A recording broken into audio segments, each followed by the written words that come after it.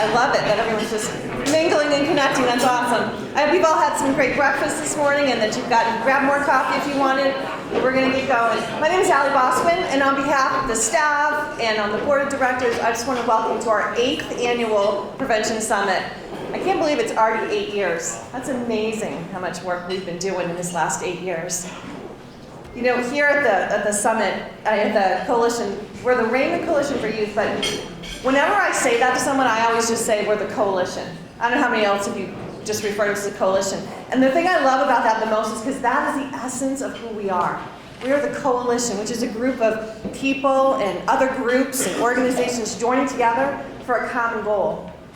And so I get the pleasure of telling you what this common goal that we're now working toward is.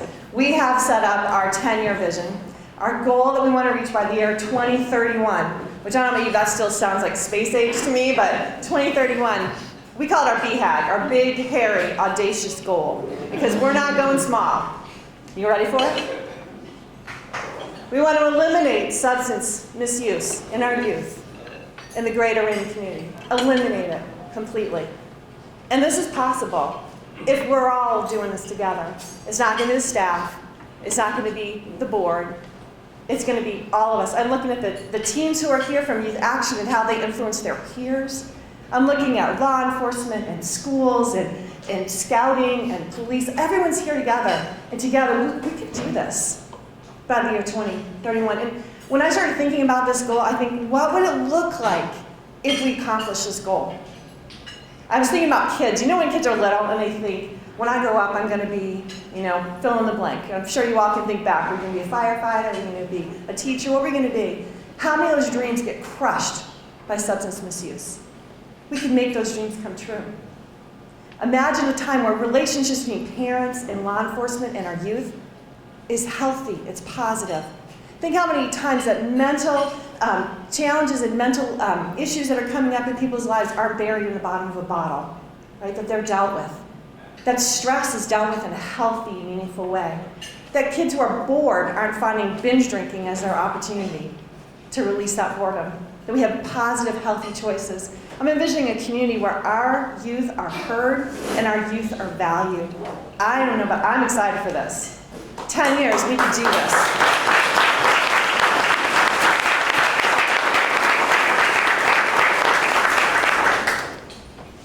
We do this with everybody around the room. So whether you're working every day with our kids or their families, or you work on levels of higher levels when you're helping influence laws and organizations, we can do this together. And I really want to appreciate all the sponsors that we have today. We have sponsors that maybe don't work with youth every single day, but they're helping us financially. So we just want to shout out and give a shout out to all of those sponsors who have helped us, and especially want to show you this little chart that shows our budget. Budget's never really fun to look at, right? But here we go. Look at that little orange button. 4% of our budget is helped by our sponsorships. Today happened completely because of sponsors who sponsored this event. And 6% are given by charitable gaming, which comes from the Brook. And we have our dates for the Brook, which means all the proceeds from December 3rd through 9th come to the work that we're doing right here in Raymond and the area around us. And we want to thank New Hampshire Charitable Foundation. They do so much. They've been working with us, beside us, and supporting us in so many ways through the years. And we have a brand new partner who's just joined into the coalition.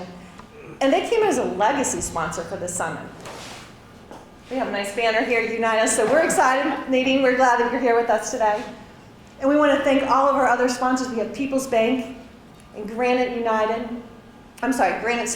State Specialties, Walmart, Exeter Hospital, Palmer Gas and Oil, F&S Contractors, NEcourts.com, Epping General Dentistry, New Hampshire Electric Co-op, Ben Franklin, Lamprey Healthcare, Petra Paving, and Saving People's Smiles. Thank you to all of those sponsors who made today happen.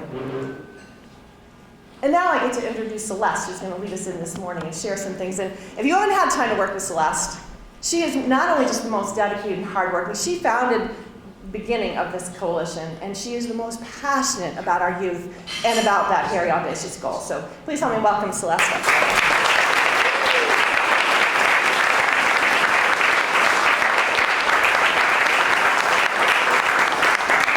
Good morning, everybody. Good morning. Thank you, Allie. That's very sweet. All right, I have to do the clicker and talk. Okay. So first of all, there are a lot of cameras and a lot of telephones taking pictures. If you're going to post anything, we ask that you recognize the coalition so we can share the morning with everybody.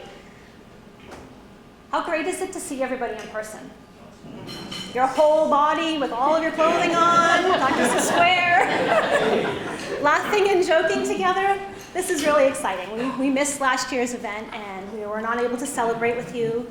And it's just really great to have all of you back. And we have 2 full tables of Youth Action students.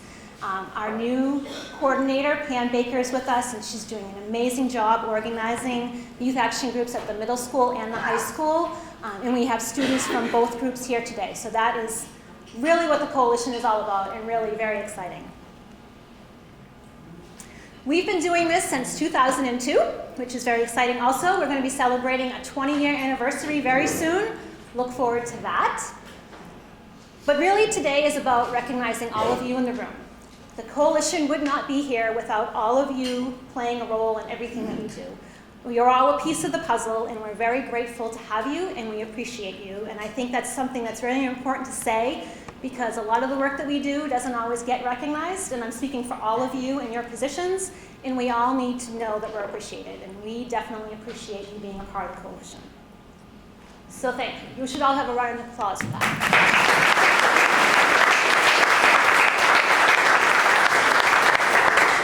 So, in case you didn't recognize, the theme of the day is the puzzle piece. And what can you learn from a puzzle? Hopefully everybody in the room at one point or another has done a puzzle. You think about a puzzle being one piece, which is great, but if we put it all together, that's a nice big picture, and that's really what community is all about. All of us being a piece of the puzzle that makes up our community. Puzzles can sometimes be challenging. They have a purpose when we put them together, but if we work together and we have a common goal, where would you be doing that puzzle if you didn't have the cover of the box? You'd be scrambling around trying to figure out how to do it. That's much like the goal of the coalition. Allie has our board has a very large goal for us to accomplish in 10 years, but we've made great success so far. That's our vision. So if we're working together, we can definitely get there. So where we started, back in 2000, I was the president of the elementary school PTO, and we had 4 children in the Raymond School District.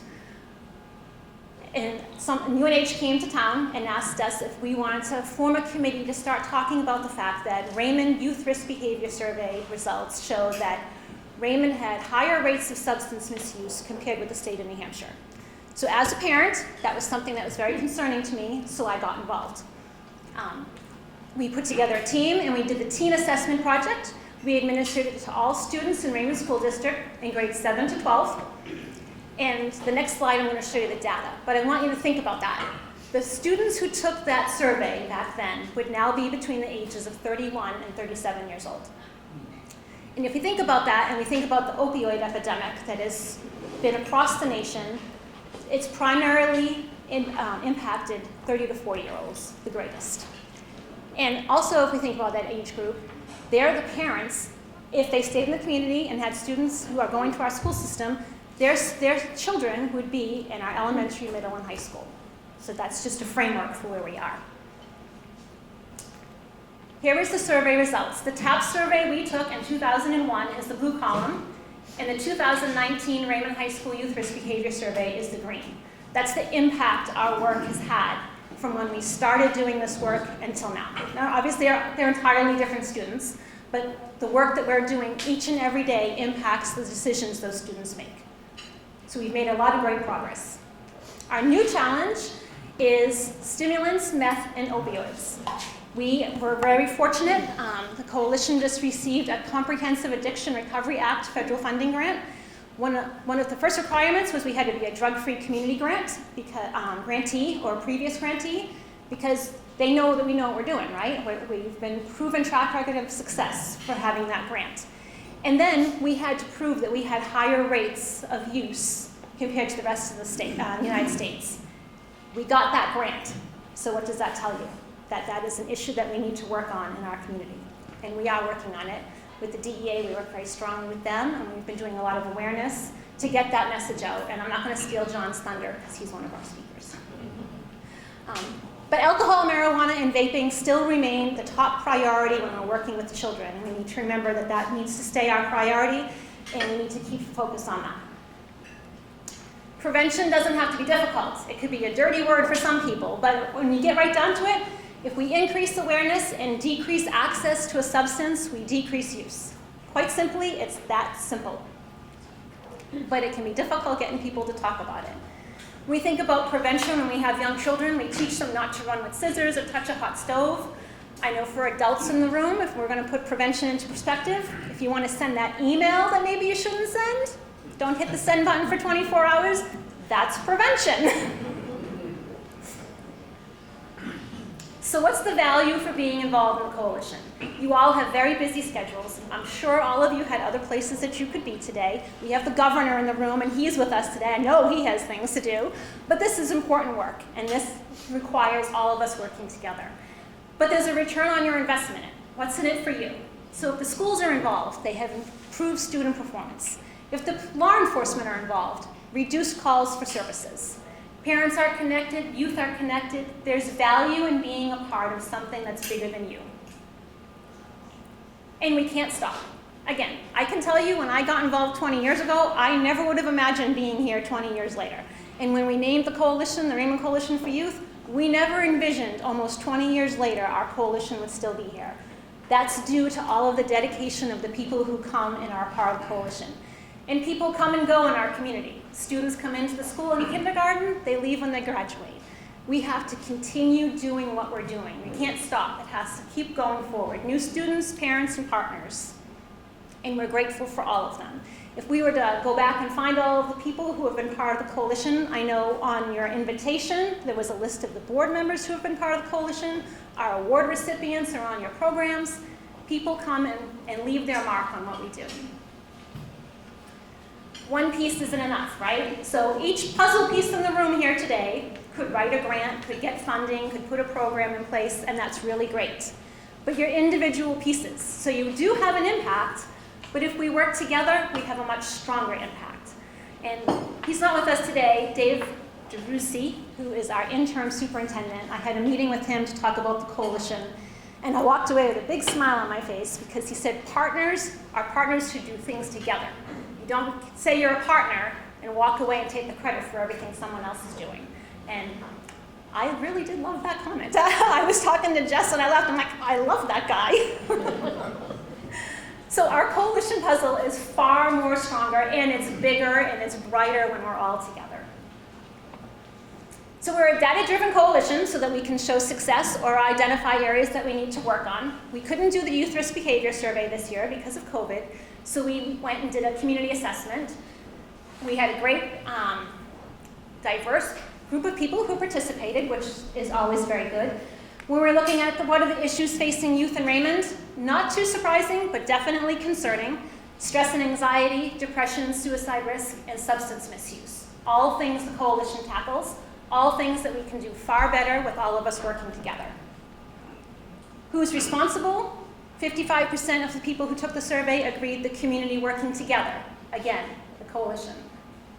What are the risks present to youth now growing up in Raymond? So right now, today, what's impacting the families and the young people? Family trauma and stress, and we have Dr. Roy joining us this morning to talk a bit more about that. And I go back to the first thing that I started with, easy access to substances and parental acceptance of use. So those are things that we need to work on. If we can increase awareness and decrease access, we can decrease use. What are the protective factors? Some pretty amazing things, some pretty amazing role models and mentors in our community, strong connections, strong organizations, peer groups, and the availability of faith-based resources. And I just want to emphasize that. We are very fortunate to have the faith-based community that we have. They're always there for people who are in need, and we're lucky to have them. And 73% of people agree or strongly agree that youth matter to our community. We can bump that up, I think. But here's some data. It's pretty scary, it's pretty alarming, but this is the reality of the world that we live in. This is the reality of the world our kids are growing up in. 417 people died in New Hampshire from a drug overdose this past year. They had children, they had parents, they had brothers and sisters.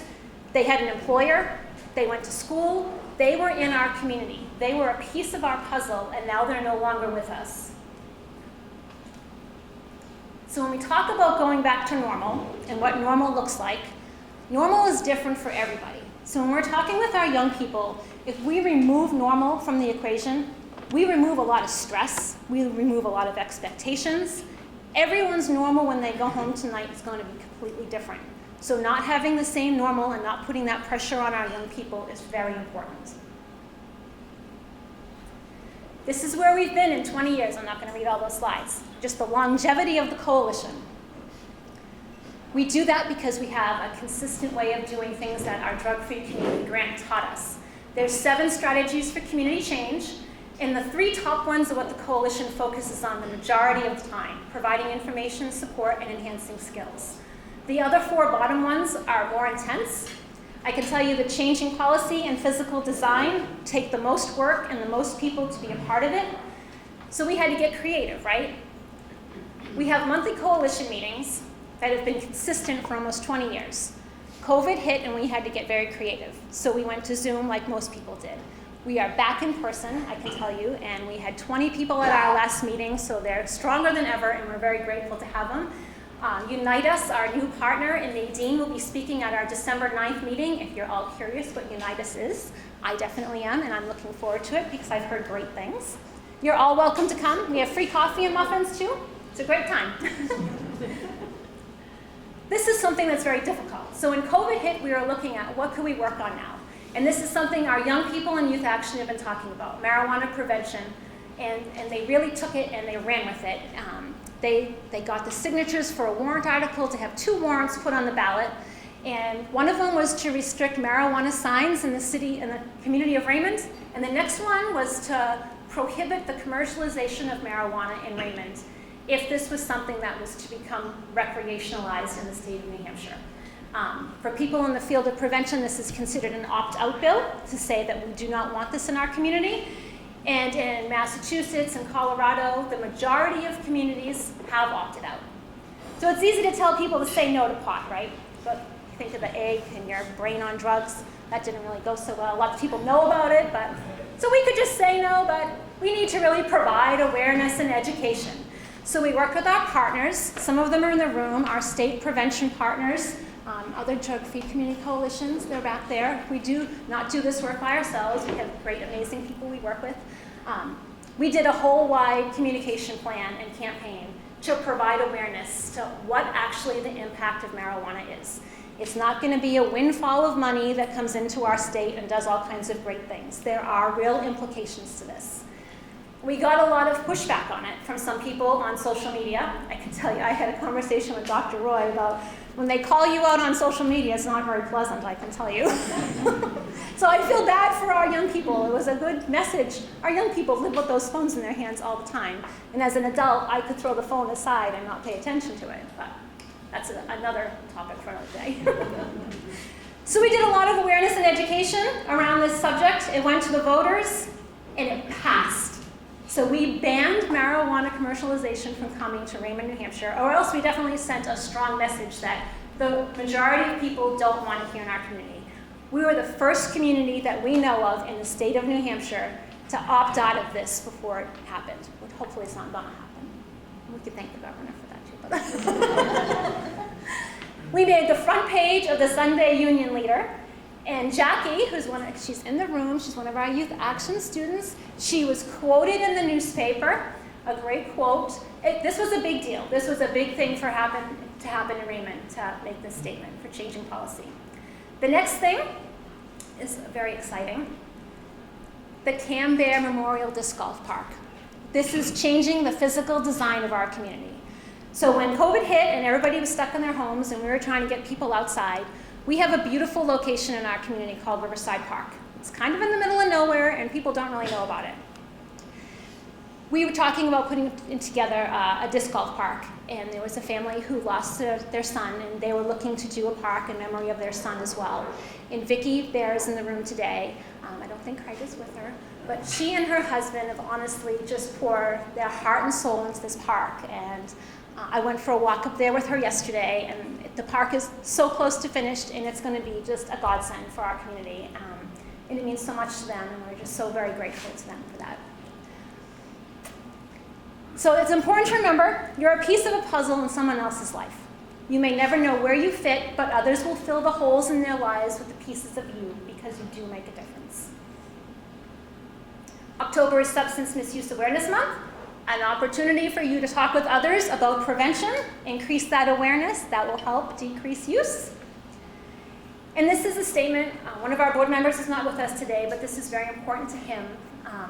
Jamie Lee Curtis has been very vocal about being sober, and she's broken the generational cycle of addiction in her family. And she's been very vocal about that, and I think that's a strong message of hope that we need to make sure we pass along to people, that people can go into treatment and they can recover. For our DEA friends, it's Red Ribbon Week. Hopefully you all got a ribbon when you walked in the door, and you wear that proudly for the next week until October 31st. Another opportunity for someone to ask you what that ribbon is. You can have an opportunity to talk and raise awareness about the importance of substance misuse. Tomorrow is National Take Back. Hopefully you all go home and clean out your medicine cabinets and bring them down. We're going to be at the Lamprey River Elementary School. But think of the puzzles who made this happen. Raymond Police Department, the DEA, the Coalition. This time we're going to be at the Lamprey River Elementary School. We've been at Hannaford. We've been at Walgreens. This is a project that has far bigger impact when we all work together. We rolled that event into tomorrow at the elementary school. All of those partners are working together. There's going to be a huge fall family festival in Raymond to celebrate prevention and get people out in the community and together. So impact and success. What does today mean for us? First of all, you have a great book in front of you. You have a coffee mug and a delicious cookie that somebody very generously worked with us to make that happen. I'm very grateful. You can go home and have a cup of coffee, cookie, and read the book. Thank you to everybody who made that book happen, all of the puzzle pieces in this room. So this is what success looks like. I started at the beginning saying that we had higher rates of substance misuse in Raymond compared with the state of New Hampshire. Once we got our youth risk behavior survey back for the state of New Hampshire, state of New Hampshire is blue on the left-hand side. Raymond, New Hampshire is green on the right-hand side of each of those things: alcohol, marijuana, e-cigs, cigarette use, prescription drugs. Raymond is lower in every single category compared to the state of New Hampshire. That speaks to the work that each and every one of us do together. And then this summer when I was in my office, a young gentleman came in and he peeked around the corner and he said, "Mrs. Clark?" And I said, "Yes." And I looked at him and he came to say thank you. He's the unspoken number that we never know about, that we do this work each and every day and we try to make a difference and we hope that we make a difference. But unless they come back and share their story, we don't really know. And he wanted to make sure I knew that some people take a little bit longer, but they get there when they have people in their corner. So that is also a success. And then our youngest people, because we try to hit all ages. Our youngest people, we had a presentation at the elementary school, and the principal asked if they knew who the Raymond Coalition for Youth were. And that's what a little student raised their hand and said, "They're the people who care about us and want to keep us safe." And what more could we want for? What more? Why are we in this room? That's exactly why all of us are here today. So I thank you all very much for being a part of the coalition and being a part of our great day.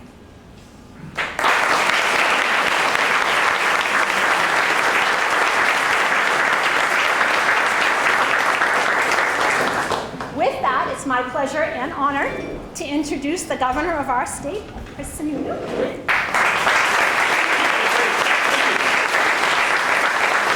Thank you very much. That was awesome. That was really great. And the stuff you're doing here is great.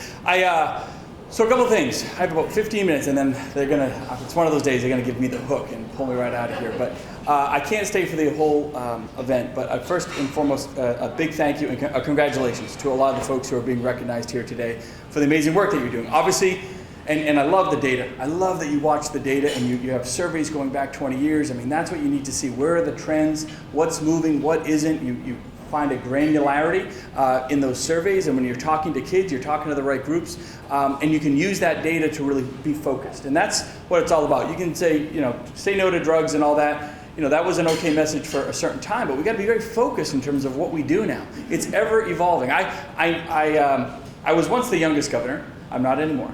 I'm the third youngest still. But one thing I always appreciate, and I appreciate now more than ever with 2 teenagers of my own, I am light years away from what is often, as parents, we are light years away often from what is happening in the classrooms, in the schools, with kids, with the different pressures that are there. They're totally different. And a big driver of that is technology and the phones and how we use it and social media and online stuff. There's I call social media, social media is the bane of human existence. Let's just start there. It's like the worst thing in the world. Unless, yeah, there you go. But the problem we really have with devices now, and I'm going off on one of my famous tangents, but it really applies. One of the things that devices do is, I call it New York City. Ever been to New York City? You're surrounded by 12 million people, but it's so damn lonely. You think you're part of a community, but you're not. That's what devices do. A lot of times kids think they're socializing, think they're connecting, but they're really not. And so what you guys are doing is you're thinking long term, and I love that. And you're finding other activities to find connection. You want to solve this problem? Connection. And if you can't just say we're going to fight back on the drug issue without aggressively addressing mental health and behavioral health and those connectivity issues that kids are facing today at an unprecedented level. And for unprecedented reasons, new ways. And so it's our job not to say, well, we're just going to keep doing it the same old way, because that doesn't work. Before I became governor, I was pretty angry when I went to my first governor's commission on alcohol and drug recovery. And the funniest thing was I showed up to that meeting about 2 weeks after I was inaugurated in 2017, and they said, oh, we've never had the governor show up. I went, it's called the Governor's Commission, right? I was like, holy cow. And I got to tell you, I realized we had to kind of blow the system up a little bit, right? We had great providers, but we just kept pumping money and doing it the same old way. And so we tried that a little bit, and I got the data, and I realized we got to try something new, because it's a whole new ballgame. This is not like it is in the 80s and 90s, so we got to rethink how we're doing it, and we got to engage kids. Prevention wins. That's the only way to win. Prevention is the only way out of this crisis. We've got amazing treatment and recovery centers. We have amazing law enforcement that doesn't just do the enforcement side, but really gets ingrained in all the other aspects. I want to say thank you to a couple folks that are here today. We have John DeLena from the DEA, which is, by the way, gold, brother. This guy is absolutely unbelievable. He represents all the Indians. Unbelievable. We would not be here today if it wasn't John. We have Commissioner Quinn from Safety, who's doing an awesome job with State Police. We have Colonel Noyes here today.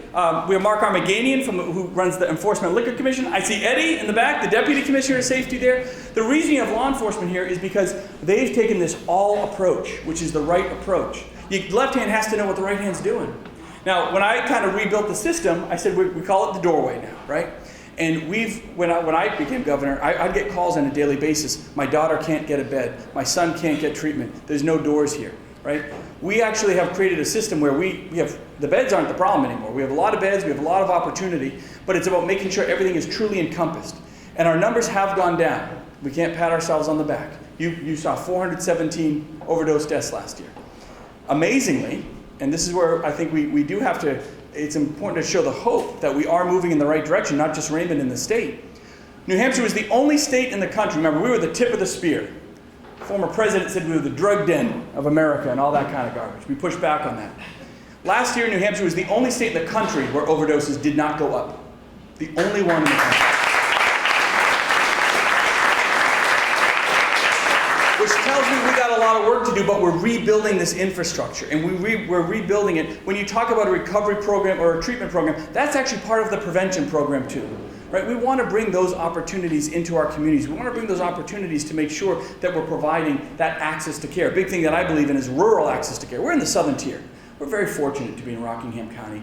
There's a lot of services in Rockingham and Manchester and Concord, Nashua, not too far. You go out to Grafton and Coos, that rural, sometimes they have to drive 100 miles just to get someplace. That's why I created the doorway, so that wasn't going to be the issue anymore. And that leads me to an idea I created when I was at Waterville Valley, and I'm very proud of. You guys are talking a little bit about it today. At Waterville Valley, I was up in a mountain, had 800 employees. And every once in a while, someone would come and, Timmy would be working, 18-year-old working on a snowmaking crew, and he's involved in opioids. And the team, when I first bought Waterville, the team would come and say, we got to get rid of him, And I said, no. There's like a compounding problem when you do that. It's bad for Tim, because he goes back and sits in his apartment, and I call it going back to the wolves, right? The dealers know where to find him. He's now lost his job. For him, hope is lost. There's a lack of self-fulfillment there. I've lost an employee. I put money in, I've trained him, and he's a good kid. He's just on a bad path. I got to be part of that solution as a business. That's what I said. So I just invented this thing. I called it, okay, we're going to be a recovery-friendly business. When employees have an issue, we want them to know they can come to us and not get fired. We're going to be part of that. And I'd help them find a recovery center. At the time, before I was governor, it was kind of hard up there, or a treatment center was kind of hard. But we did what we could, and we kept as many employees employed as we could. And they had that self-fulfillment. We had an internal buddy system and all this kind of stuff. So I become governor, and someone said, why don't you take what you did there and do it here? And I thought, well, okay, maybe we get 10 or 15 or 20 employers to kind of take that same philosophy. I know it's hard for an employer to say, we're going to be recovery friendly. If you're dealing with substance misuse, it's okay. Let's talk about it and bring it in. In 3 or 4 years, we now have just shy of 300 employers across the state that are part of recovery friendly. It is awesome. It is awesome. Nearly 100,000 workers, 300 employers. We have well over a dozen states are literally copying our program and putting it in there, because we made it simple, we made it applicable. We simply go in, we work with the human resources folks, we show them how to know the resources for their teams. And here's a really cool thing that happened. And it was kind of scary at first. We launched this program, and quickly about 150, we were kind of overwhelmed, like 150 businesses jumped on board pretty quick. And all of a sudden, the number of people at the same time going to treatment skyrocketed. I went, oh my God, it's just getting worse, it's just getting worse. And we realized, no, what was happening? People that were functional addicts as adults that were working were coming out of the shadows. They were talking to their employers and saying, well, I know I'm not going to get fired anymore because you're recovery friendly, right? And you can work with me, help me get off of what I'm dealing with.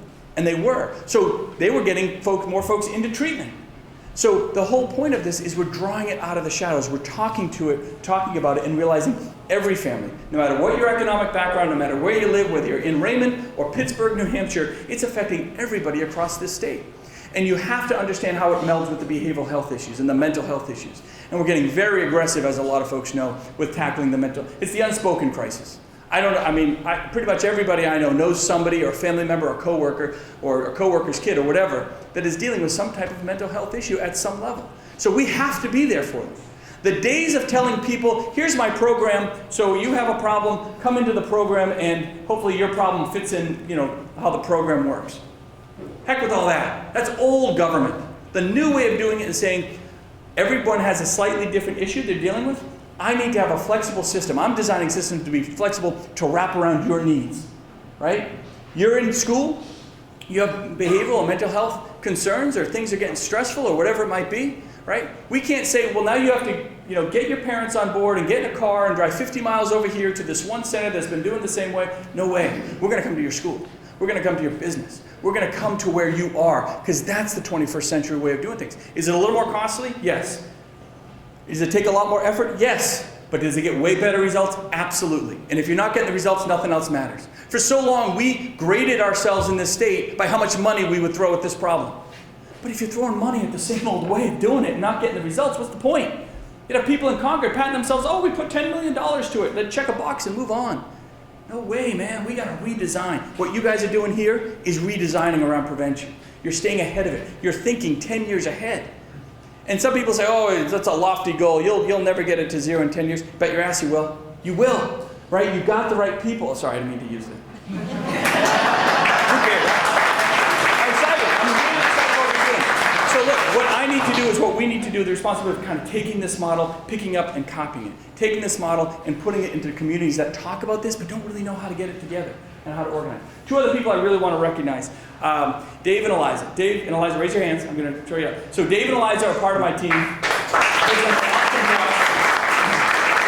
the state level, they are the connections. They're putting it all together. So if you haven't met Dave and Eliza, come on over and introduce yourself. They are at not just all of these events and showing up and saying hi. They're the ones that are saying, okay, boy, the governor's pretty serious about this. And I push a lot. I have a high demands to rebuild the systems and challenge what we're doing and get the results. And if we can't get the results, nothing else really matters. You guys are doing awesome work. Where we go from here, we know where we want to be. We have the right vision, but we also have to appreciate we never know what's around the next corner.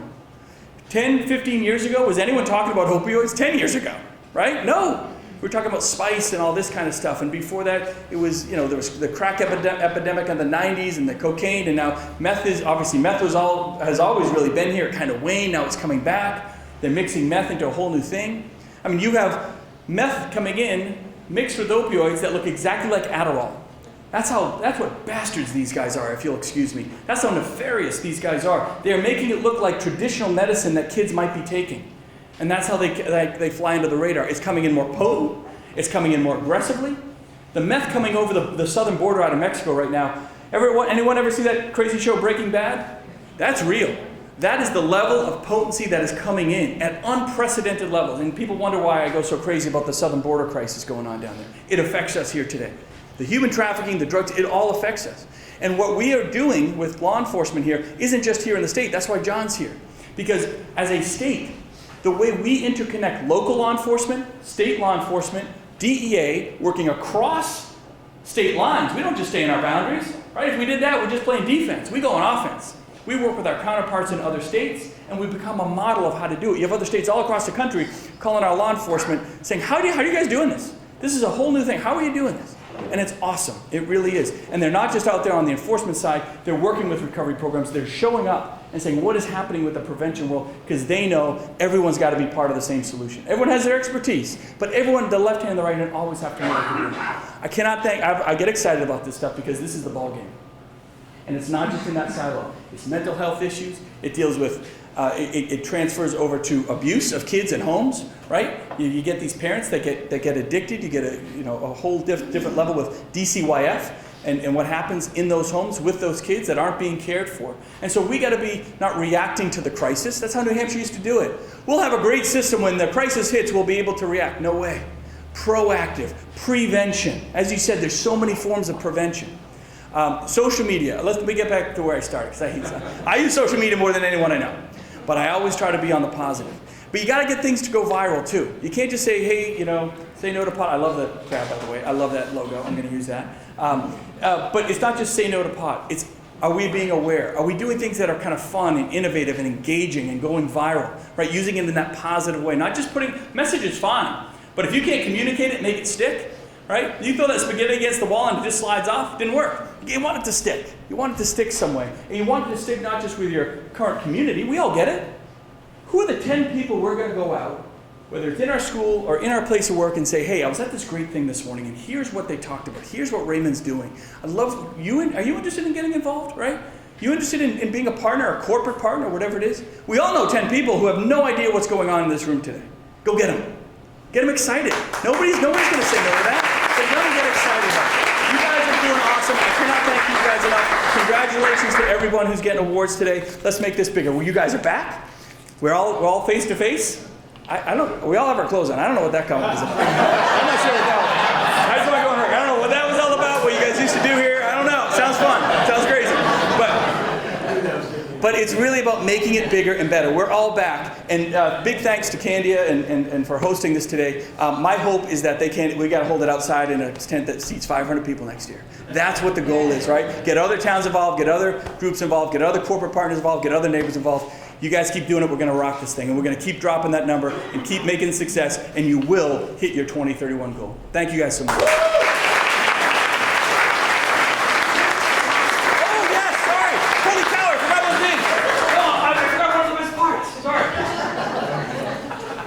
So, recovery-friendly workplace. Let's get back to that because I'm so proud of it.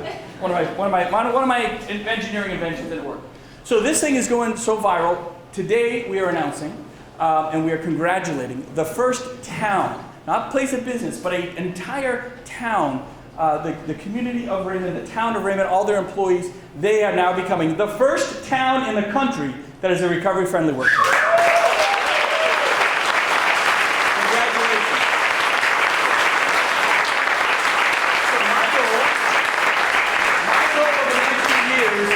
first town in New Hampshire. This is the first one in the country. My goal over the next 3 years is to get 1,000 towns on board with this.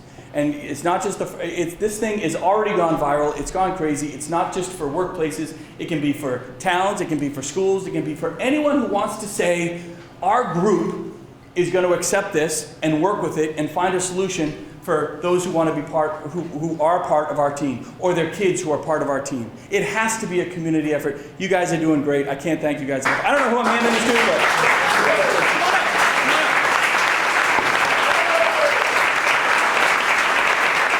thank you so much. You're the best. Thank you so much. Thank you. Thank you, guys.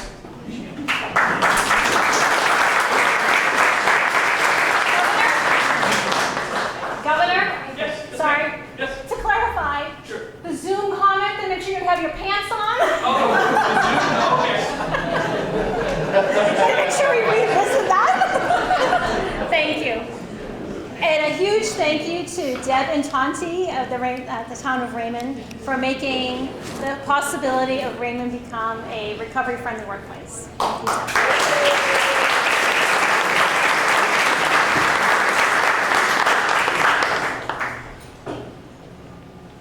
Okay, our next speaker is Dr. Allison Roy, and I love to talk about how prevention works. I work closely with the school and Jessica, Karen, and when school was going back to in-person learning in May, she asked me if I could help connect her with some resources. So I sent out an email to probably like 6 or 7 people, and I said, we're looking for this resource, and does anybody have a connection? The next day I woke up in my email box to an email that I didn't even know the person who responded, and a chain email had gone through several different people, more than several different people, and it ended up connecting me to Dr. Roy, and we've been working with her in several capacities since that time, and she's simply amazing, and I'm so excited she's here today with us. Now I gotta figure out how to get her to her PowerPoint presentation.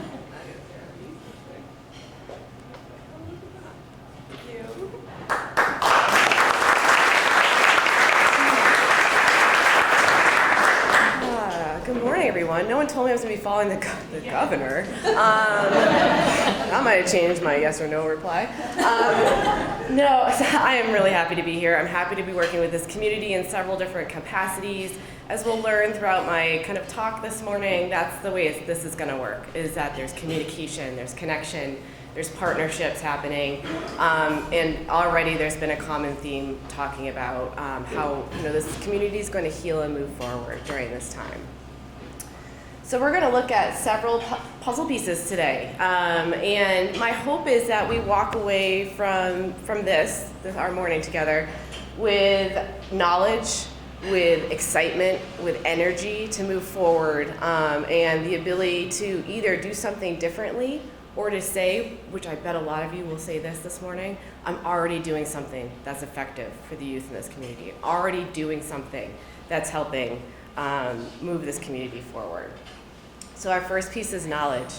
Anyone who's been, and there's a couple people in this room have heard me talk a lot, so I apologize, because you could probably do this for me at this point, but hopefully you're gonna take something away still.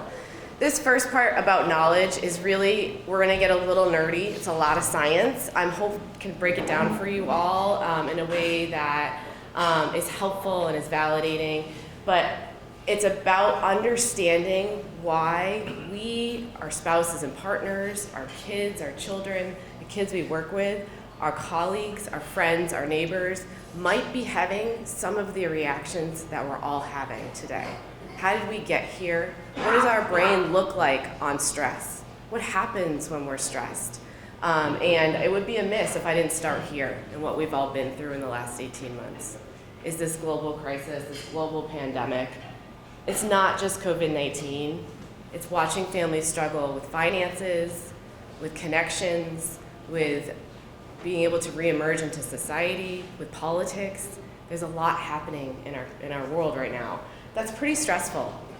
And there's a lot of teens in this. There's a lot of youth in this room today. You guys you're not immune to this because of that piece that Celeste and the governor talked about, is that social media piece. It's impacting us a lot day to day. But the biggest part I want to mention about this is that feeling of being unsafe. That's what a lot of us have had to navigate in the last 18 months. We feel we're pretty lucky. Before COVID-19, many of us could leave our houses, run our errands, go to the grocery store, have family cookouts without once questioning, am I safe doing this? That all changed. That's the biggest shift for us in the last 18 months. And we'll see what that does to our brains and how it results in some behaviors. Because if we know this, we can know how to make it better. So this part feels a little heavy up front, right? I'm the trauma lady. I get booked as the trauma lady. It can feel a little heavy. And it gives us that background knowledge and that understanding to be able to put some of the interventions in place. To be able to say, aha, I know why this works now. So what parents or people who work with kiddos are facing? They're facing this uncertainty of kind of, like I said, reemerging after 18 months. The biggest part about what parents or guardians or caregivers are facing right now is that uncertainty of handing their children over to someone else's care. That hasn't happened for the last 18 months. We've all been at home together. And now in this new uncertain world, caregivers are having to relearn how to hand their kiddos over. And what children are facing, none of this is probably a surprise to you all. They're facing, and that first one I want to really highlight is grown-ups that a couple other people have mentioned this already this morning, grown-ups that are unwell, that are not regulated, that are dealing with mental health, that are dealing with substance use themselves. And so kiddos need others in their lives to help them regulate. This is some of the things kiddos are facing. All right, so that's kind of building the scene to how we all got here and how we're all kind of having certain reactions and symptoms or behaviors that are coming out right now. So we're going to take a minute, we're going to talk about our stress response system, our survival system, our fight, flight, or freeze. You've probably heard that language before, fight, flight, or freeze. This is a system that exists for a really good reason, right? If we're in a life-threatening situation, this is an amazing system that kicks in and helps us make those life-saving decisions without really much of a conscious awareness, right? We don't want our thinking brain to step in when we're in a life-threatening situation. So I always use this example of being chased by a bear, because I feel like that's a really good, universally terrifying situation, right? We can all imagine what it would be like to be chased by a bear. You want this system to kick in if you're being chased by a bear, to make some of those decisions for you. Hopefully freeze. That's what you're supposed to do, right? Not run away or try to fight the bear. Freeze. Curl in a ball and freeze. This system exists for a good reason, and it makes us pretty sick from the inside out if it's being activated day in and day out, which for many of us, many of our youth in the past 18 months, this is what's been happening, right? Day in and day out, our brains navigating safety, navigating next steps, trying to understand this very uncertain world. So this has been activated, not helpful, and we're going to see why that is. But what happens with this system is we have this tiny structure in our brain called our amygdala. It's basically our smoke alarm or our smoke detector of our brain, and it scans our room a lot. It scans our environment a lot. Right now, my amygdala is working about 3 times a second to make sure that nothing in this room is life-threatening. Even if it was too hot, uncomfortable, if I wasn't getting great nonverbal feedback, my amygdala would start to kind of sound the alarm that something's not right, something's uncertain here, I'm uncomfortable. So it does that. If you have a stressed brain, if you experience a traumatic event in your life, if you have high stress levels, your amygdala's far more active, 10 to 100 times more active. So it's constantly scanning the room. If it detects anything that might be upsetting, overwhelming, even new, because new situations are stressful for our brains at first, it sounds the alarm. And what happens next is this cascade of actions and reactions. Again, helpful if the bear is coming. Not so helpful if you're sitting in a situation like this, if you're a student who's sitting in math class. That's when it becomes unhelpful. And that's when we turn to other things to help us calm down in those situations. So what happens is all of our brain energy, all of our neuronal activity, right, our neurons that are firing and wiring together constantly in our brain, all of that is halted except for in our reptilian brain. So our survival brain kicks in, and that's it. So our thinking brain comes offline. And that's where a lot of us are right now. We're having to kind of just survive day to day, and our thinking brain is not turned on. Our memory processes shift, and our ability to socially engage with each other is also cut off. All right, for those of you who have heard me present before, know this is my absolute favorite slide, because what it takes is that brain science we were just kind of talking about, combines it with what it looks like in real life and what it does to our body. So this is the Polyvagal theory of the stress response system. And this is just a great way of understanding how our bodies respond to stress, stressful situations, traumatic experiences. So we have this kind of optimal zone of arousal. It's what you'll see in your kind of the middle there. That's where we are when we're at baseline. Hopefully most of the time, hopefully right now for most of us. We're kind of at this rest and digest, where all of our body systems are operating just how we would want them to. So our heart rate, our respiration, our blood pressure, even our digestive system. This is why we're seeing huge amounts of digestive aids being prescribed right now. Because of stress. Stress gets to our systems. It starts to break them down. And it releases really unhelpful chemicals. And we're going to talk about that in a minute. So for the most part, we hope to stay in our rest and digest, our baseline.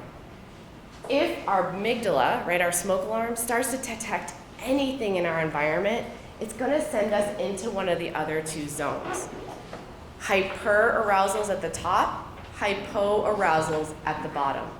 Hyperarousal, fight or flight. This is when your body speeds everything up. You've probably felt this before. Even if you just kind of come around a corner and run into someone and it kind of scares you for a second, you feel your heart rate go, right? You feel your breathing get shallow and rapid. That's that kind of introduction to that hyperarousal zone. Adrenaline and cortisol are being released in really large quantities. These are really detrimental to our bodies. This is why, for those of you who are familiar with adverse childhood experiences, or ACEs, this is why it starts to, stressful experiences, those social determinants of health that we experience as young children, start to impact our physical health as well. Talk about prevention. That's a huge prevention option. Our ability is to intervene young with ACEs. So hyperarousal is one option, fight or flight. Hypoarousal is the other side, freeze. That's when your body slows everything down in order to survive that way. Through avoidance, through checking out, through we as adults saying, everything's fine, I'm fine, we're fine, everything's fine as the world is burning down around you, right? That's hypoarousal. I'm gonna check out, I'm gonna avoid so that everything goes away. So what does this look like in real life? And this is why this is so important for us to know as grown-ups, for youth to know for themselves, for their grown-ups, to understand these are normal reactions to abnormal levels of stress. These are normal reactions that our body has to a global pandemic, to re-entering, to re-engaging in social situations, to being in a school when maybe you don't feel safe or don't feel comfortable every day. These are what we would expect to see. I work a lot with educators. I work a lot with ACERT teams, police officers, helping to identify that these are the reactions or the behaviors or the symptoms that we might see when our brains are responding to something that's a threat in our environment. So these are fight, flight, or freeze responses. So on the left-hand side, those are fight or flight. Those are those hyperarousal responses. So these are when we might see people irritable, angry. We as adults tend to be really irritable and angry when we're actually anxious or uncertain or scared or stressed. Verbal or physical aggression, running away, not wanting to be in a situation. On the other side, we have that shutdown mode, that escape, that avoidance, withdrawing, not wanting to engage socially, not wanting to be with others. Trying to just say, if I shut down, if I avoid, maybe the stress will go away. These are the kids I worry about the most. The kids on the left-hand side are gonna make themselves known. The kids on the right-hand side are the ones I worry about. It's often the ones that people think don't care, aren't interested, aren't invested, and it's just that they're hurting, they're stressed. Okay, so we're going to get to the solution part now. It's good to know this information. I hope it's validating for you, yourself, someone you know. I hope it's normalizing. That's why I'm here. I'm here to normalize the response. Help us understand it so that when we look at the interventions, when we look at what makes this better, it makes more sense. This is a concept from Dr. Bruce Perry, who's one of the leading experts in post-traumatic stress or traumatic stress. It's all about how stress becomes our state becomes our trait. And this is really where we are in this pandemic right now. We've spent 18 months with a lot of questions, a lot of uncertainty, a lot of stress. It's recalibrated our baseline. We're not starting at a point of rest and digest in that middle part there. We're starting kind of more towards, we've moved the needle a little bit, which is okay. It's good to know, right? Our brains will fire and rewire. We can come back to baseline. It's just that we need to know this is where we are. We've recalibrated ourselves, so we need to be able to get back. And this is where we are. We're in this point of vulnerability. I love this word. Vulnerability is a word that has many different facets. And if you say that word vulnerability to one person, it doesn't mean the same thing if you say it to another. And so to kind of pull these two sides of this word and to think of this is exactly where we are in this pandemic. We've been left vulnerable. We've been left open, susceptible, because of the level of stress, because of what our brains and bodies have been through. We've hit this point of being left vulnerable. And for some of us, we might think of that as a weakness, but I see it as an opportunity. And that's because of the neuroscience that supports that. There's a science called post-traumatic growth, and we're going to get to that today, this morning.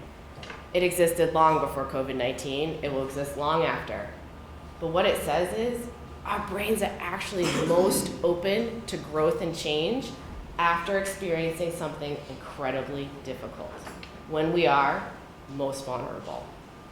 So I look at this as an opportunity to move forward in this new normal, right? We have this opportunity to create what that could look like for us, our community, our kids.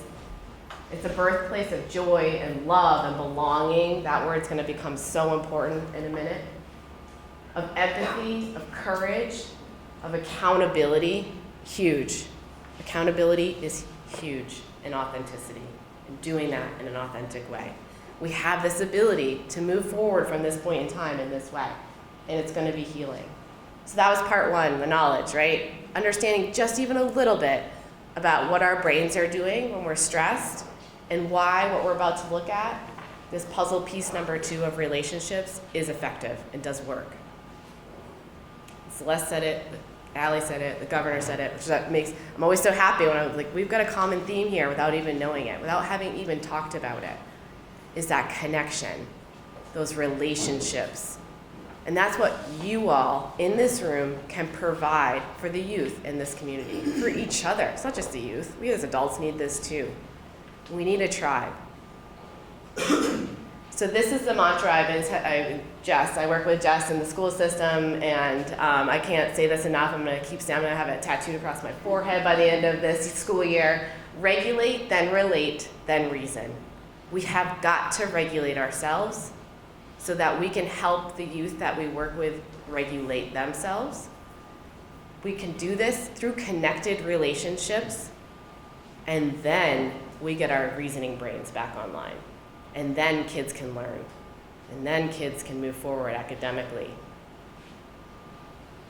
But we can't do that until we regulate ourselves.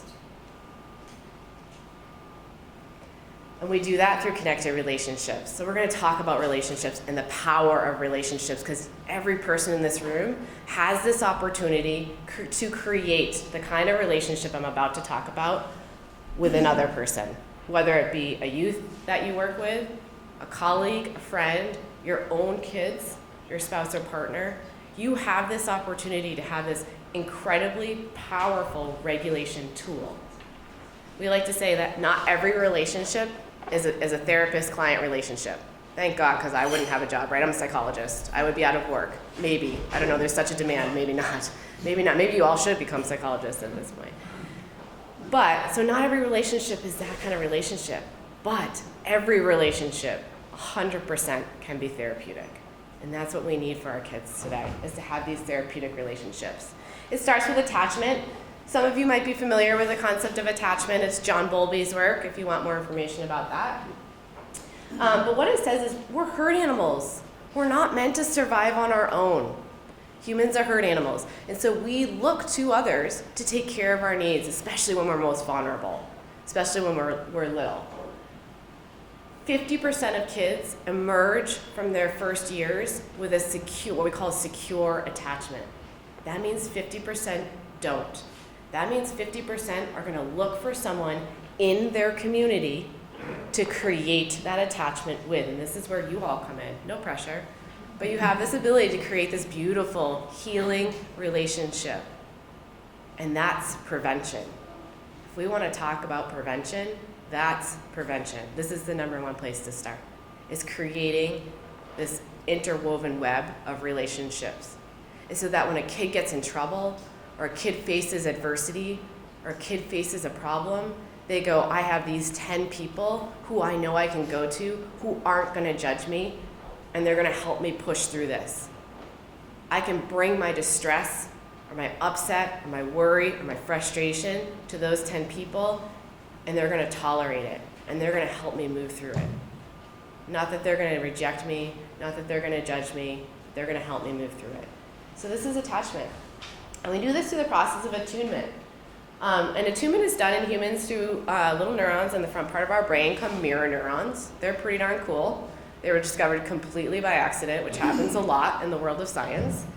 But what it allows us to do is really be able to connect with another human without using language at all. Those mirror neurons talk to other mirror neurons in each other's brains through nonverbal actions and reactions. They're pretty powerful. And what this creates is this concept of a secure base. Now I have this picture of a mother duck with ducklings up here very purposefully. Because what a secure base is this. It's a child being able to say, when I'm going to explore my world. I'm going to be able to do that. I'm going to go out in my world. I'm going to explore. I'm going to go to school. I'm going to have play dates. I'm going to have sleepovers. I'm going to play sports. I'm going to have a job. I'm going to do all these things that might kind of stress my brain a little bit, knowing that I have someone that's there for me should I become overwhelmed. That's what a secure base is. So the mother ducklings, you've probably seen them out in the world, right? They kind of explore away from mom. But if they could become scared at all, if you were to clap or make a loud noise or kind of go after them, they would go right back to mom. That's a secure base. And that's what we can be for our children. Again, only 50% have that opportunity or that experience with a primary caregiver. What this gives our brain is this 4th F, flock. Fight, flight, freeze, or flock. If our brain knows it has the option to flock to another human in the community, in the school, in the faith-based community, in a friend's home with another parent, it's less likely to go into fight, flight, or freeze. We're less likely to see some of those symptoms or reactions we saw earlier on the slide. Or we might start to see those a little bit, and then the brain knows it can flock. Flock is an incredibly powerful prevention tool. So secure bases come from a couple different places. Can be a primary caregiver, definitely our educators. That's why I work so closely with educators. They have a huge opportunity, right? They have the kids for a lot of time during the week to be able to create that connection. We have lots of law enforcement in the room. You absolutely could be this for a child or family. A counselor, again, a faith-based community member. So we look for those secure bases. After we leave home, we have to have more than one. It can't just be mom or dad or grandparents. It has to be, we have this net of them. So that no matter where we are, whether we are at school or at a sporting event, that we have that opportunity to flock if we need to. Then adolescents start doing it with each other. And I have some adolescents in the room. You start using each other as secure bases. You flock to each other, which is good practice because that's what we do as adults, right? We have each other as secure bases. It's just that sometimes flocks of adolescents don't always make the best decisions together. That's why you all, as leaders in your community, are so powerful. You're a huge piece of this puzzle. You can help those flocks make better decisions. Sorry, it's practice. And then we as adults, of course, do it with others, other adults, with our spouses, our partners, with our colleagues, with our friends. So let's look at this concept of healthy relationships. This ability to create an attachment and an attunement and co-regulation with other humans. So attachment is a child or an individual being able to say, you keep me safe and you help me to believe that others can keep me safe as well. You can imagine how much less scary the world is if you have even one person you can say that about. And how incredibly intimidating the world is if you don't have this. You all probably know children and families that you work with that don't have this ability to say, you keep me safe. But if that's created, you can do it through this process of attunement, right, with our mirror neurons. You see me, you understand me as a child being able to say this to an adult, and you help me to understand myself, developing that self-image, that self-confidence moving forward. And this last one is where it's so important right now, is this process of co-regulation.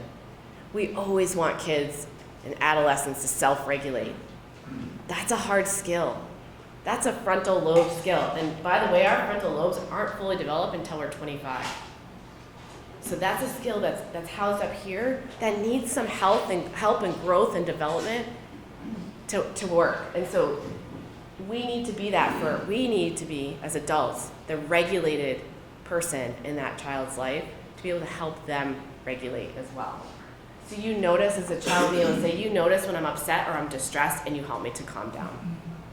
And that's this really beautiful process of building these healthy, healing relationships where you can be that person for a child to say, I see you, I get where you're at, I know what's going on in your brain right now, or I have a kind of understanding of what's going on in your brain right now.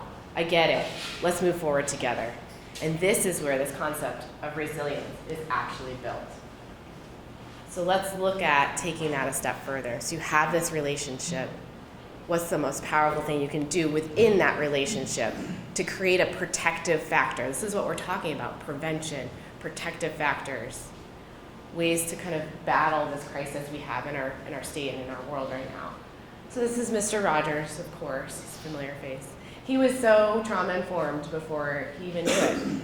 And so this is one of my favorite quotes because it really sums up very easily what I'm hoping to impart today. So anything that's human is mentionable, and anything that's mentionable can be made more manageable. When we talk about our feelings, they become less overwhelming, less upsetting, and less scary. And the people that we trust, you all, with those talks, help us to feel like we're not alone.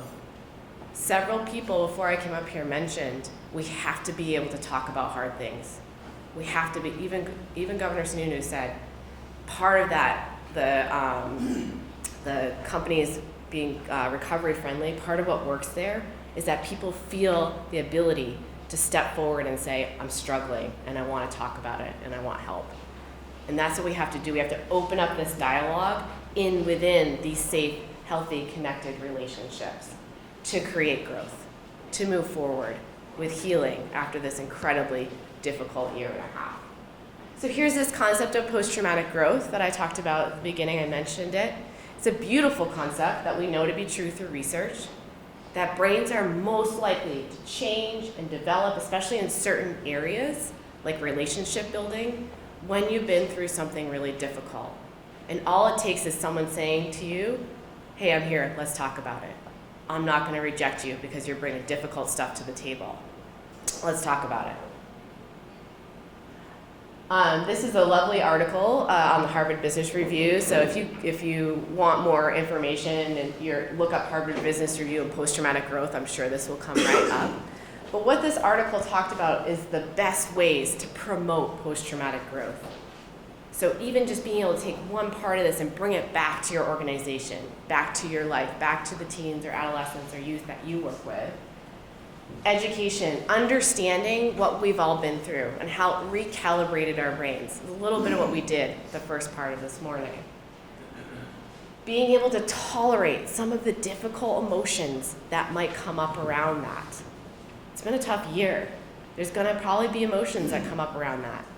Learning some skills to tolerate that distress in yourself but also tolerate the distress of someone else that might be coming to you for that conversation. And then the next two are what we're talking about, what we've been talking about this morning, is creating this narrative or this story. I've been through this, and now I'm here to move forward. What does that look like? And the last one I love, it's actually community service. Community service is the final way that really helps our brain move forward with post-traumatic growth. I just think that's so amazing. What a great number 5 to have. That's why you're all here, right? To help an organization that does so much service for the community to move forward. And to know that you're doing it for the very best reasons, to promote growth. I want to end today talking about this word. I'm hearing this word a lot these days. I'm sure you're all hearing this word a lot these days. It's a beautiful word. And we need to break it down a little bit to understand it better. Resilience isn't just getting knocked over and standing back up again time after time after time. Resilience is having someone reach out their hand when you're knocked down and helping you get up together and saying, you've been through some stuff, I'm here to help you with that. Resilience isn't meant to be done in a bubble. Isn't meant to be done on your own. I keep hearing today, kids are incredibly resilient. They'll get through this. Yeah.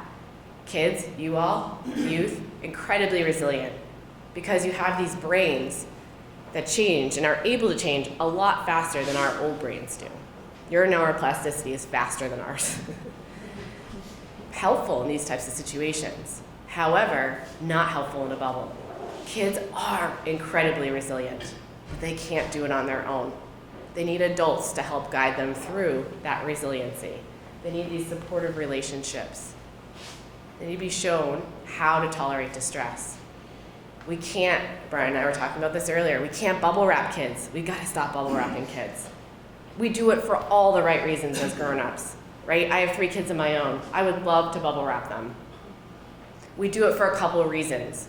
And this generation of parents, my generation of parents, has done it for a couple of reasons. 1, we thought it was the very best thing to do for our kids. And 2, we're stressed and we don't have the ability, the bandwidth to tolerate our kiddos' distress. So this was a skill that we used. So what we actually need to do is allow our kids to be sad, be mad, be frustrated, be upset, be worried, but not alone. So that's the difference. To be able to sit with them while they're distressed and help them move through their distress. So when they come out on the other side, they can say, oh, I did that. That was hard. That wasn't that much fun. That was hurtful. And I did it. And this person was here when I did that. I can do that. I can do hard things. I can do harder things. That's what resilience is building up that ability to tolerate distress and having the skills to do it and having the safety net of relationships and community around you to be able to be resilient within. A couple things to end today, just this concept of hope. I love this concept of hope. I loved this definition of this concept of hope. So this has actually got, this quote has a personal story behind it. So in March of 2020, when the world shut down and my own kiddo's school shut down, the principal of Kensington Elementary, which is where my kids go to school, sent out this email with this quote in it. And I said, that is an amazing quote, can I steal it? Because what it shows is what hope actually is, another word, right? Hope and resilience, those are some of those words that get thrown around a lot. And we all kind of know what it means, but it's helpful to see it like this. So hope isn't a feeling. It's a behavioral process. It's a habit of mind, right? We have to practice. This is something we have to practice. It's a coping skill. Coping skills need practice. They don't just work. You can't just hand someone a bucket of coping skills when they're distressed. They take practice. So we have to practice. It's born from overcoming adversity. There's that not bubble wrapping again, right? We have to let kids feel adversity so that they know how to overcome it. They know what hope is. The confidence that we have some impact on our own future. Hope doesn't exist without struggle. And struggle, of course, needs hope to not become suffering. And we have to lean into both. So again, here we are. We have to lean into both. We have to lean into this experience that we're having with each other, not by ourselves. To kind of sum up what I've been talking about today, I'd love to kind of mention this parable. I heard this shared on a Brene Brown podcast. I don't know if any of you are familiar with Brene Brown. She's a lovely individual. She and she just is so real and raw, and often is talking about what's going on in our world in a very helpful way. And she was interviewing an expert on grief during the pandemic, and he mentioned that in order to heal from what we've been through, we have to kind of think about this parable. So this parable is talking about someone who's had a near-death experience, and the first kind of afterlife kind of room that they go to, potential afterlife experience, is a room filled with a beautiful banquet, so many good smells and roasts and vegetables and desserts.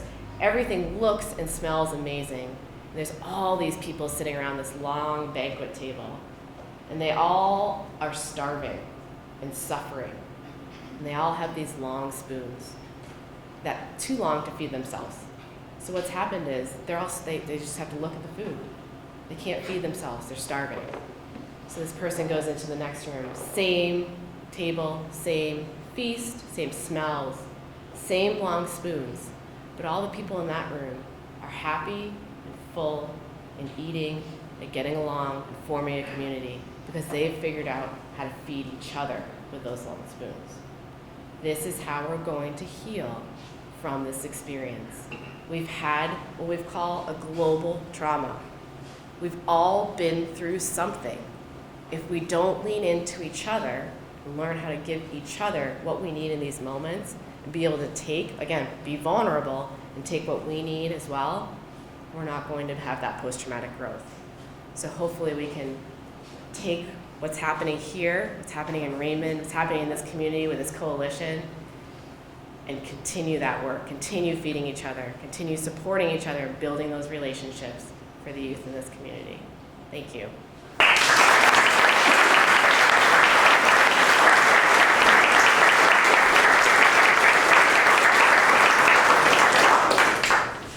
Thank you, Allison. Okay, our next speaker, Mr. John DeLena, Special Agent in charge of the DEA. Hopefully I got that all right. We've been working with John for, I can't remember how many years. I met him in Atlanta, Georgia at a CADCA, Community Anti-Drug Coalitions of America conference. He was in a class that I was teaching, and we've been working together ever since, and I'm very grateful for the partnership that we have with him.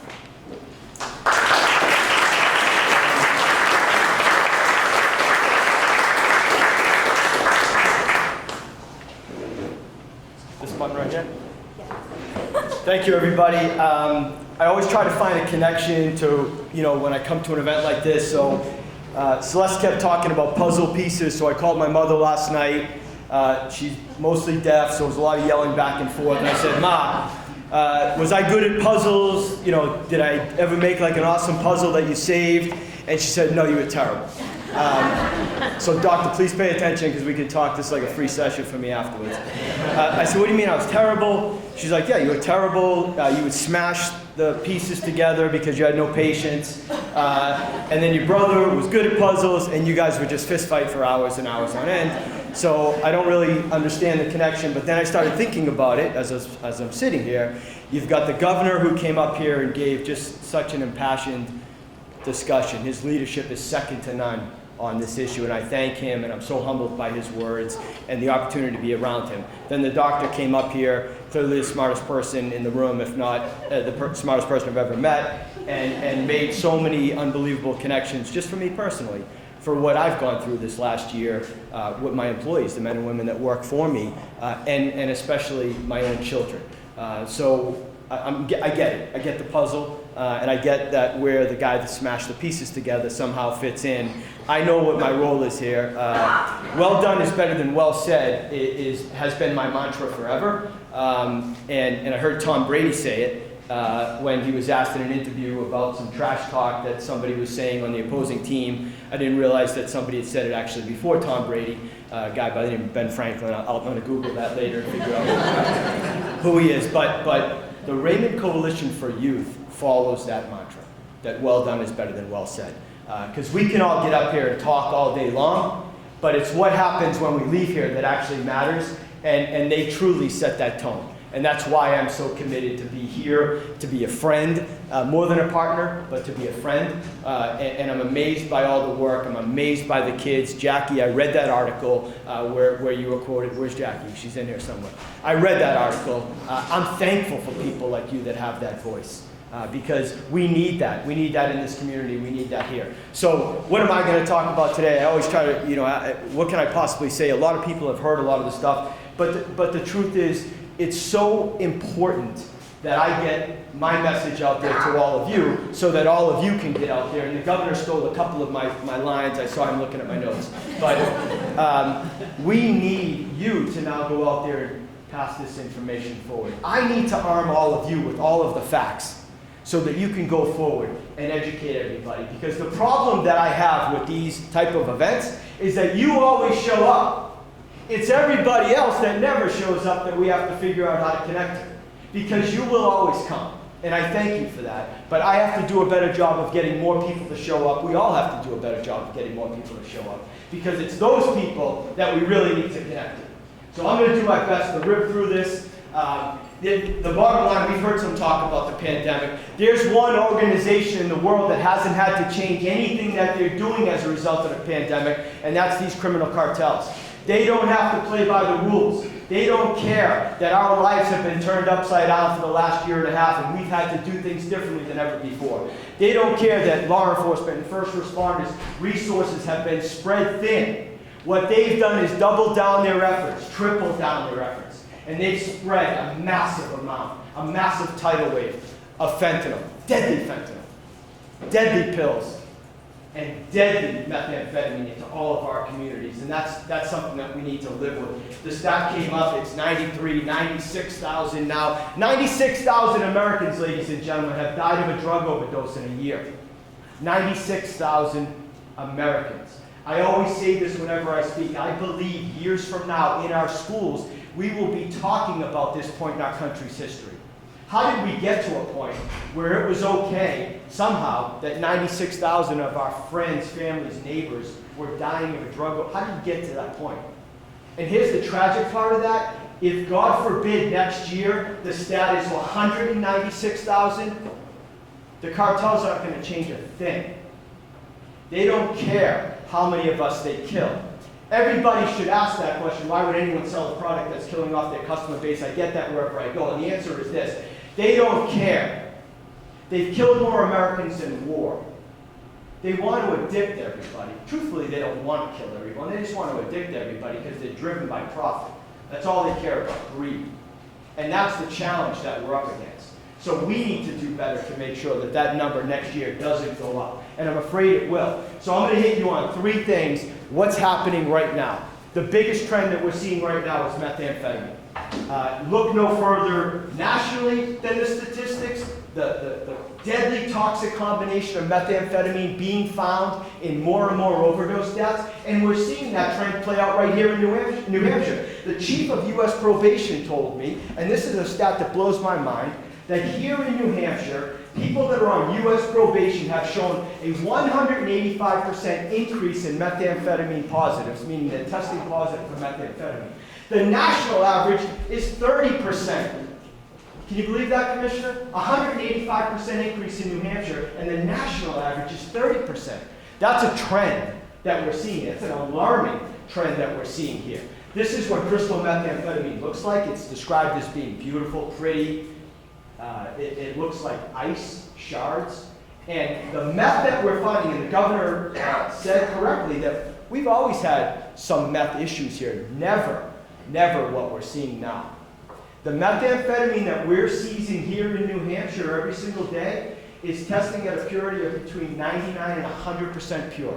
We've never seen anything like that. It's the strongest, most potent methamphetamine that we've ever had here in this region.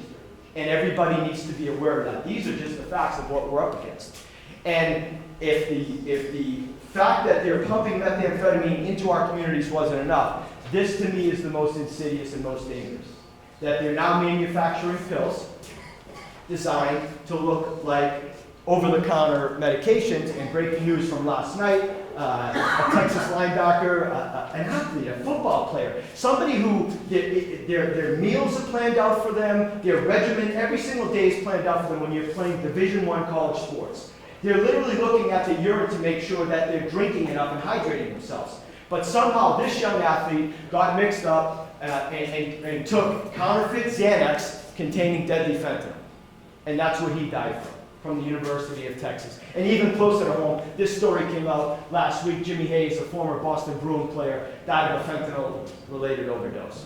People are getting mixed up in this stuff from all communities and all walks of life. 9.5 million of these pills we've seized in the United States this year. 9.5 million have been seized. That's not what got through. That's what's been seized. These are criminal organizations who are manufacturing pills to look like something you'd get from a pharmacy to trick all of you. They're coming after our children. The gloves are off, and these cartels have made a conscious decision to target young people. And that's why I'm so passionate about standing up here today. Because one of these pills, that's all it takes, one of these pills can kill you. And God forbid one of our children, or anybody in our community, is vulnerable and makes that decision one time just to try it, and sadly ends up dead. And that's why we have to continue to spread that word. And this is what it looks like. We're seizing these pills every single day. The governor mentioned it. The most insidious thing I have ever seen out of these criminal organizations is that they are designing pills to look like an Adderall made with methamphetamine. They look identical to something you would get from a pharmacy if you are one of those children in our communities who appropriately is prescribed and is appropriately using Adderall, because there's a legitimate reason for that. But sadly, as we know, in colleges, high school, and middle school, there are a lot of people who are not appropriately using it, that it's being widely abused in those communities. The cartels recognized that, and they started to manufacture these pills. We're seizing them here in our communities every single day. Every single day we're seizing these pills. And these are pictures from local seizures. And if that's not enough, those same traffickers will tell the person who's buying those fake Adderall, hey, by the way, if you have trouble falling asleep tonight, take one of these Xanax, which they don't tell you is being made with fentanyl. The most common seizures that we have right now in our region are these pills. We're seizing them throughout all four corners of New Hampshire and all over New England. All the pills that we're seizing are being made with either fentanyl or methamphetamine. These are pills that a 30-year law enforcement veteran can't distinguish the difference between. When I look at them, I can't tell the difference. Nobody can. We send them to the lab, and our lab is the one that tells us the results of these pills. And now we have local organizations who have said, why should I rely upon a cartel outside of our country to manufacture these things? I'll just make them here. So they buy pill presses illegally, like you see in the top right. They buy methamphetamine, like you see that white substance in that bucket. And then they figure out by watching online how to create these pills, and they're doing it themselves.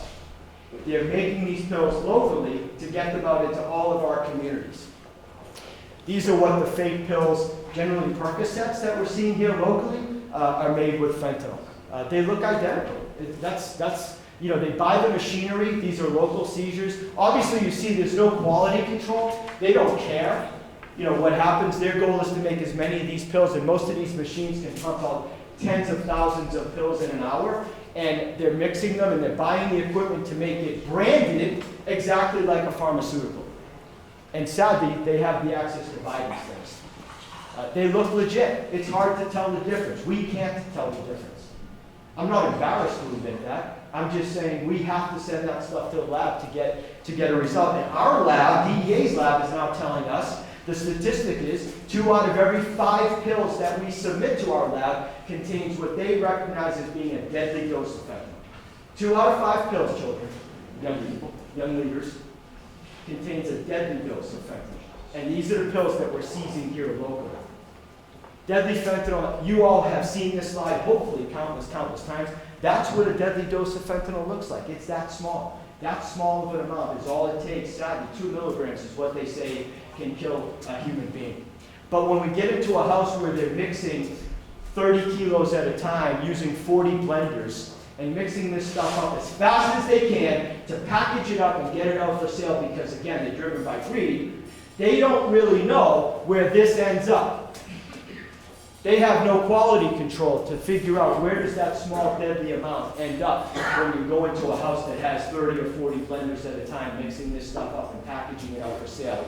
And if you look at this slide here, and you look at the substance on the left, the green substance, and that's maybe what they're mixing it with, and the substance in the middle, the red substance, would be, say, the fentanyl. When they mix it all together and then package it out for sale, they don't know where that small dose ends up. And I'll ask you all to go home tonight and get out your blender and take salt and sugar and put it in the blender and let it blend up as long as you want. You'll all recognize that it will really, come together and mix up well. It doesn't blend together.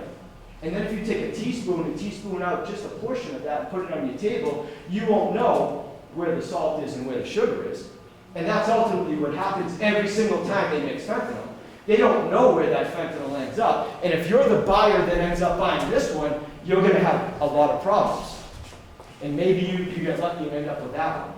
But they don't know. There's no quality control. And if you do that 10,000 times or 10 million times, you're going to get 10,000 or 10 million different results.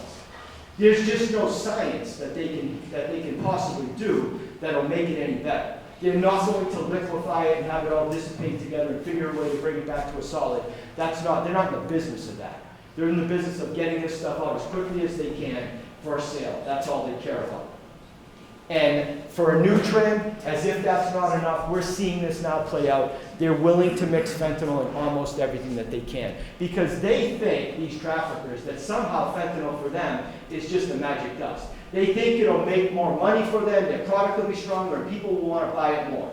So they're mixing it in now with things like cocaine.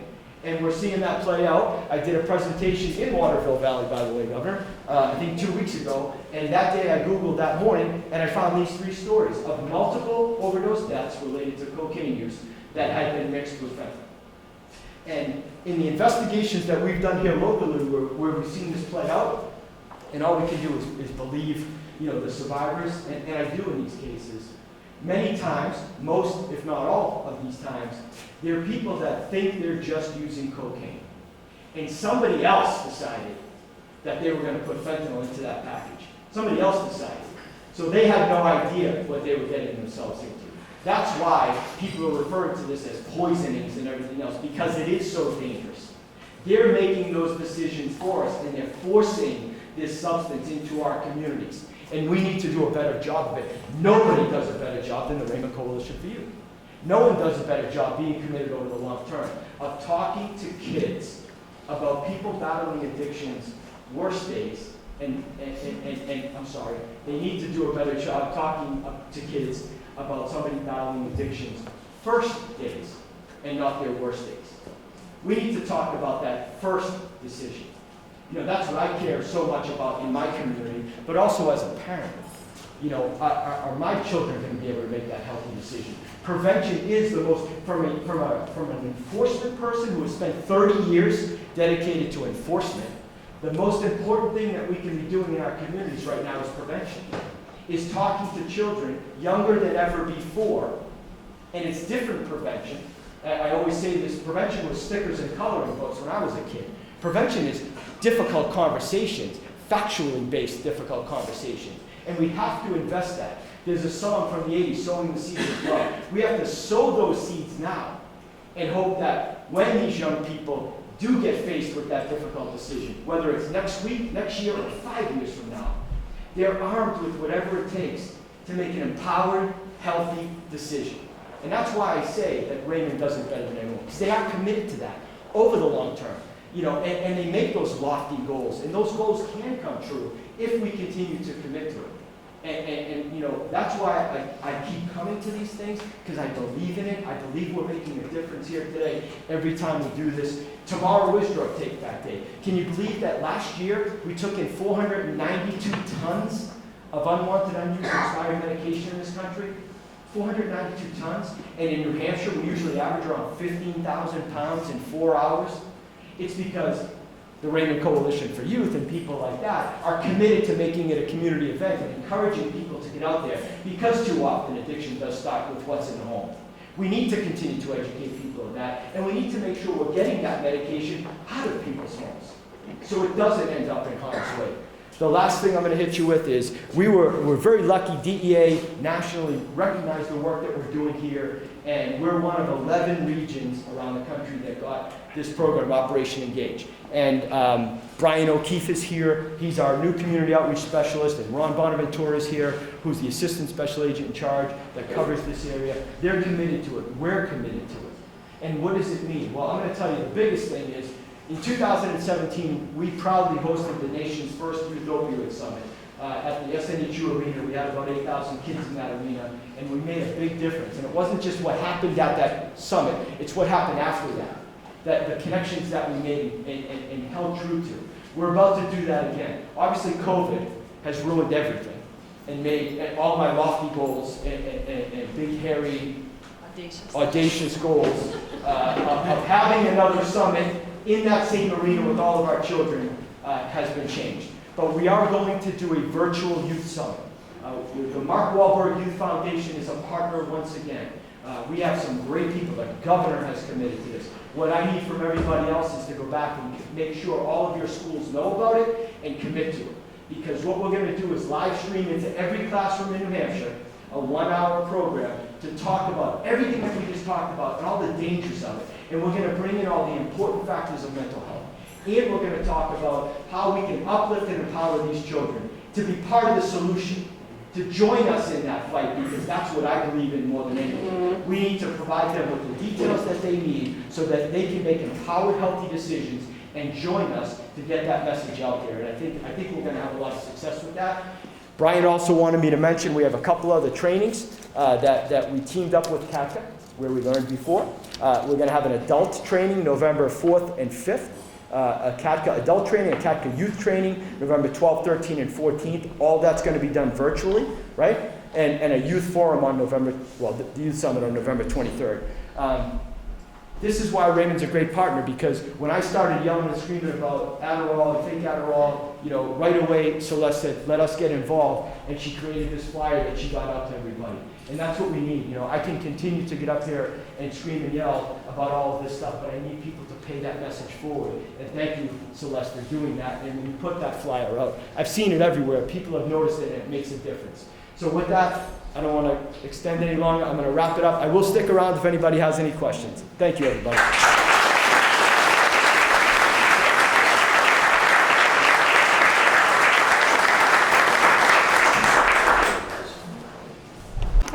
Of Senator Hassan's office.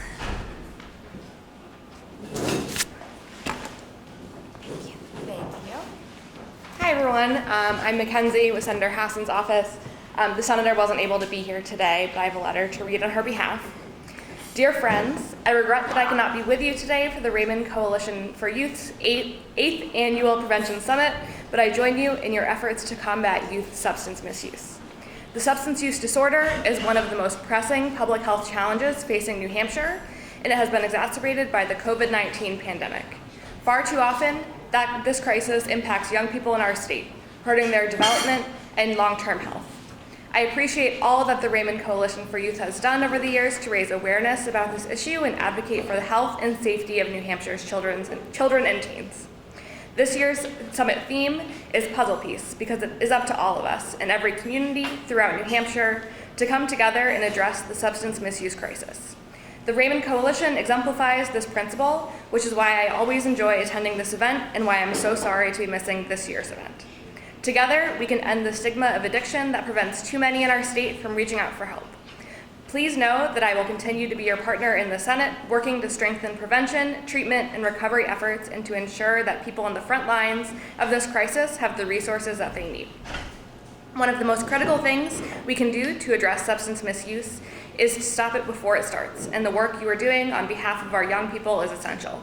Stemming and reversing the tide of this epidemic requires constant vigilance and perseverance. but I'm confident that we will be successful thanks to the determination of everyone here today. I look forward to seeing you all soon. With every good wish, Maggie Hassan, United States Senator.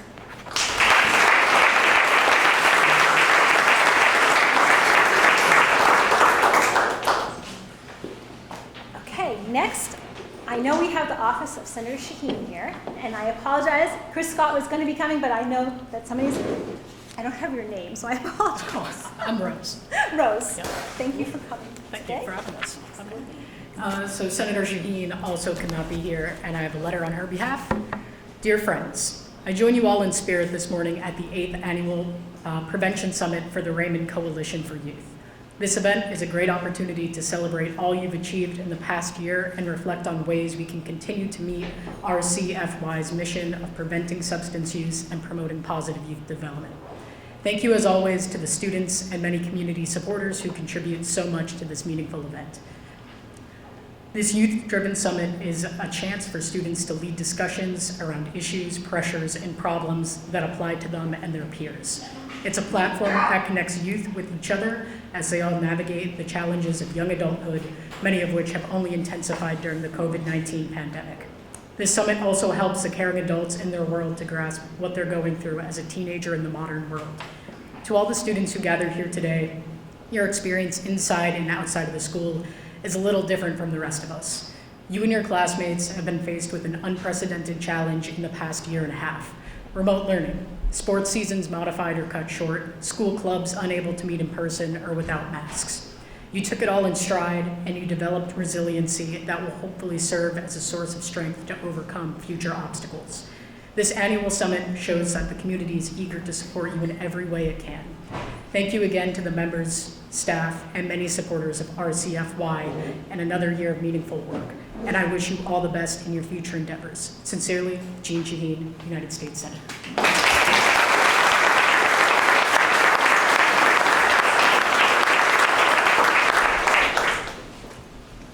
Thank you. Okay, moving on to the next part is special recognition. Very exciting part. And again, building upon the puzzle piece, all of us have our own skills that we can contribute to the community. First, we're going to recognize our 2021 scholarship recipient. COVID, of course, had restrictions on everybody, and for graduation, we were not allowed to go and present the scholarship like we had hoped to do. So the great opportunity to recognize Alex Cooney, who is our 2021 scholarship recipient. Alex has been a member of the coalition since his freshman year, and an amazing young man. I'm going to ask him to come up here because he said he was willing to speak, so come on up.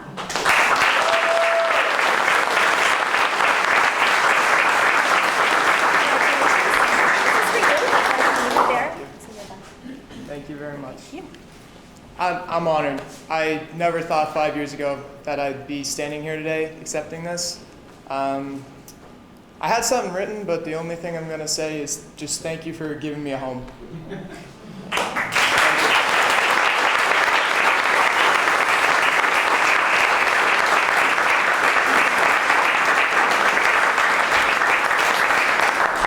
That ties in perfectly with everything you said.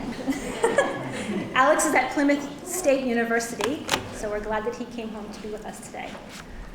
Okay, next I'm going to call up, we're going to do our Community Leadership Awards. I'm going to call up Pat Arsenal, Deb Intanti, and Pam Baker.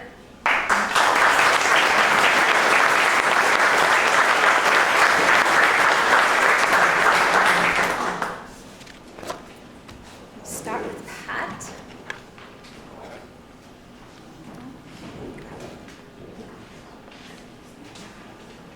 Good morning. So I'm going to end up probably repeating a little bit of some stuff Celeste said earlier, but Riverside Park, everybody familiar with it?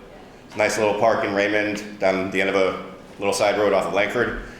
Playground, horseshoe pits, field, stage, dog park, great system of trails that go down by the Lamprey River and even connects to Camet. But for years and years, people would come to Celeste, friends would come to me. What do we have to do to get a disc golf course in Riverside Park? It would be perfect for that. Very big task, very expensive task. Last year, we were approached by the Bear family. who wanted to build a course somewhere in memory of their son. So we got a group together, had some face-to-face meetings outside at Cello's, first face-to-face meetings I've had once COVID hit, so I'm grateful for that opportunity to be part of. We had a list, and on my list of what it would take to get this done, and like I said, very expensive. Vicki and Craig basically take one look at the list. Oh, we have a guy for that, we have someone for that, we can get someone for that, no problem. Through their determination, their passion for this project, we were able to get all the pieces in place, talking about puzzles again now. Without their leadership and their determination, we would probably still be fundraising to get this project started. Instead, we are on the precipice of opening the Camber Memorial Disc Golf Park at Riverside Park. Very close.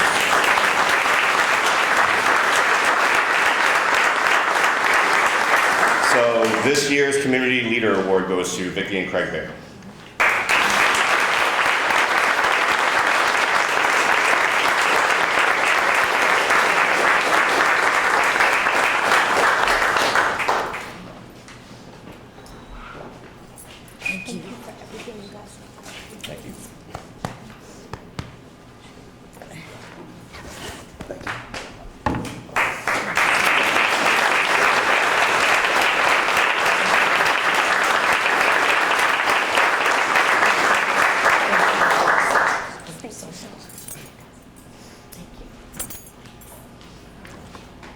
They really are amazing people. I'm so grateful to both of them. Okay, next, Deb is going to present our Community Partner Award. Sorry.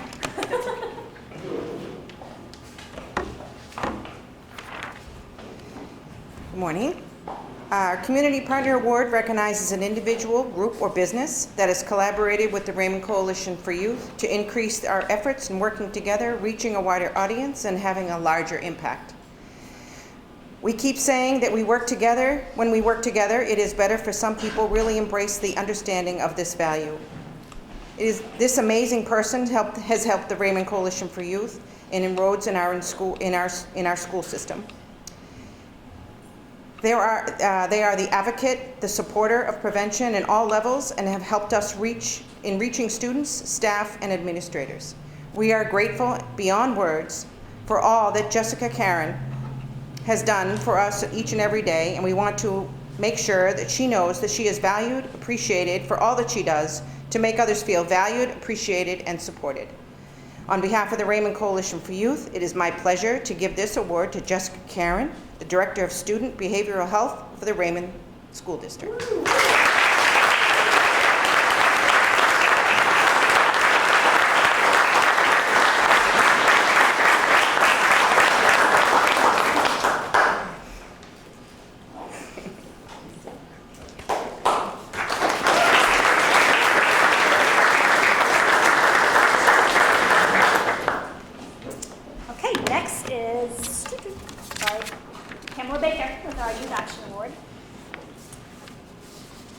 So I'm so happy today to be afforded the privilege in recognizing one of my very special Youth Action students as a recipient of the Raymond Coalition for Youth Leadership Award. Throughout their time with the Raymond Coalition for Youth, this student has continuously exceeded the bar in regards to expectations. From our first meeting, this student's sparkling personality was only overshadowed by a notable enthusiasm and fervent desire to help others. In addition to this person's overwhelming dedication to the community, she has also been a key player in youth action at the Iberville Groves Middle School and stands out as a positive member for our students. Although I could go on, I will spare you my observations and let you meet this remarkable young lady herself. Would Miss Jackie Reynolds please come forward to accept this year's Youth Leadership Award?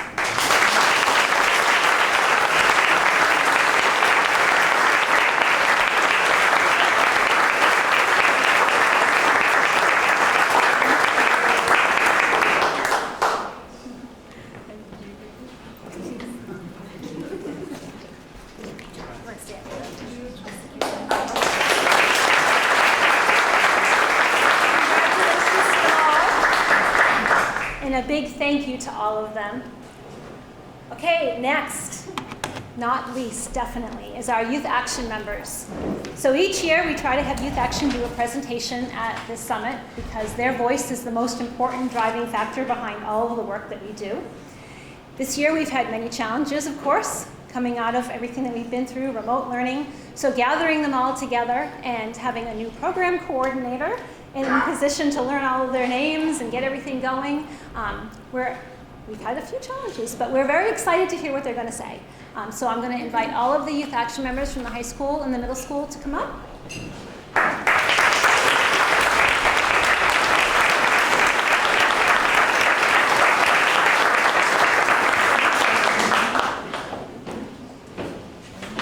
I don't think Pam has had the chance to have all of these students in the room together rehearsing this yet, so we're going to be very supportive. We gave them the outline of the summit, what we're talking about today being the puzzle piece.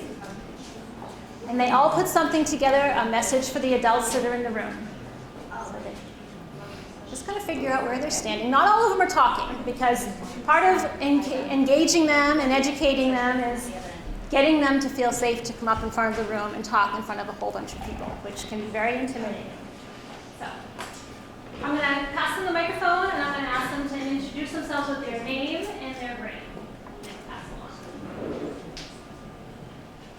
along. My name is Nathan from High School. Hi, I'm Jacqueline Reynolds. You know me as Jackie. I'm a junior in high school.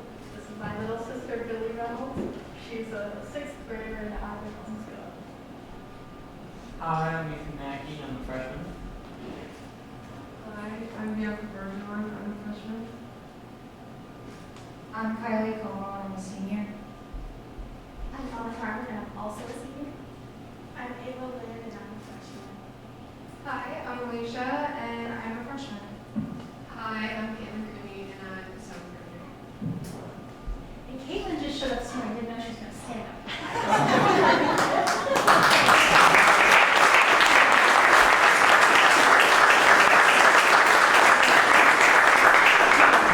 The ones who are speaking have a puzzle piece. They're going to tell you what the word of the puzzle piece means and why it's important to them. So my puzzle piece is about that. As I said, it's important for parents to show their gratitude and gratefulness towards their children so that their kids know that they are cared for. Even simple things like reminding your child you love them or checking in on them regularly can help. Because lots of people who struggle with mental health issues often feel unloved and uncared for. An example of what you could do would be thanking your child after they've done a chore, because that will help them feel appreciated, like their work is cared for. I've also written about empathy, and I said, when someone opens up to you about their struggles, it's important to understand how they feel and how you should properly react to the information they give you. If someone tells you something that concerns you, it's likely because they are reaching out to you for help. So try to understand their problem and carry the conversation on how you can help you. My puzzle piece is trauma, and I this because I was affected by the COVID-19. And the reason I said this was because people were affected by COVID because they were cut off socially, and they couldn't see their friends anymore. One moment they were in the school, they were talking to friends, they were hanging around, having fun, and then the next day they weren't allowed to talk to their friends except online, and they couldn't see their friends. And one example, or one way to help this, is to stay connected, talk to people, talk to friends that you know, talk to people around you. My puzzle piece is on trauma, because trauma is an impactful, life-changing event that can happen to anybody, and everyone is affected and reacts to it differently.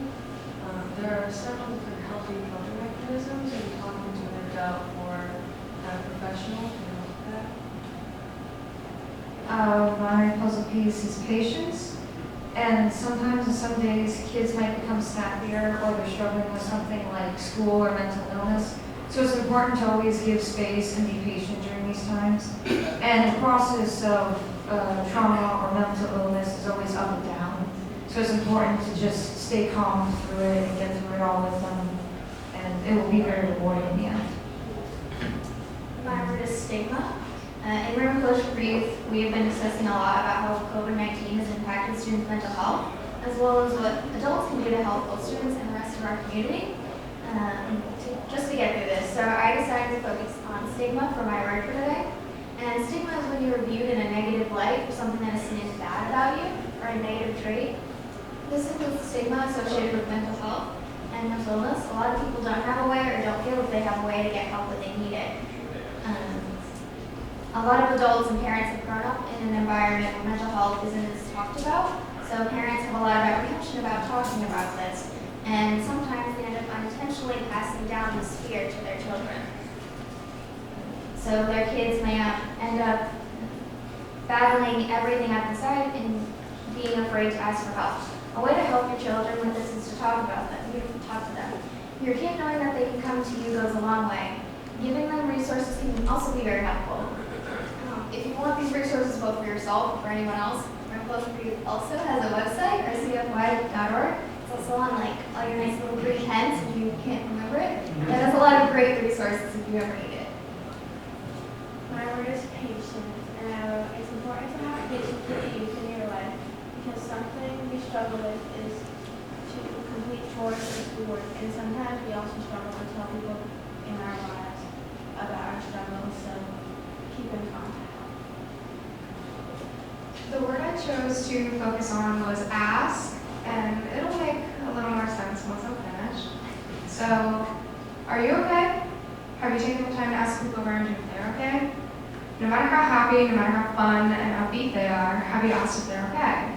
Probably not, because we see a smile on someone's face and assume they're okay when they're not. But suicide's a tricky thing, and a lot of people avoid talking about it, and too many think it's their only option. Either way, it needs to be talked about, but we need to know what we can do to help the people in our life who need it. And you might be thinking, no one in my life would ever even think about doing that. I know I did, but I stand corrected. A few years ago, one of my friends tried. Luckily, she's still with us, but it changes you. It changes how you look at the world, and it changes how you look at a smiling face. I know when I see someone smile, I think twice about whether they're happy or they're struggling like she did. But we can help prevent this. Yeah, there's no way to really know unless somebody's being completely honest with you, but we can try to help.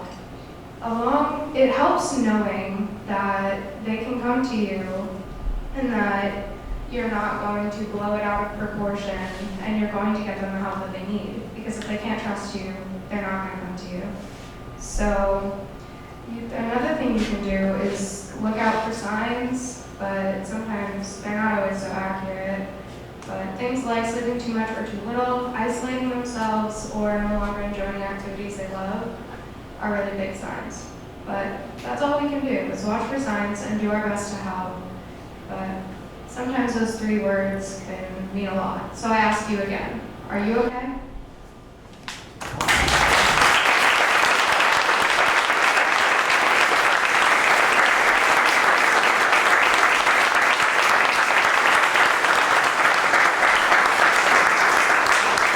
You all did a great job. Thank you.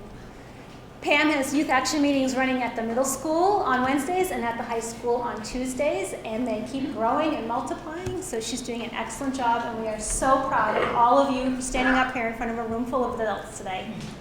Great job. Thank you.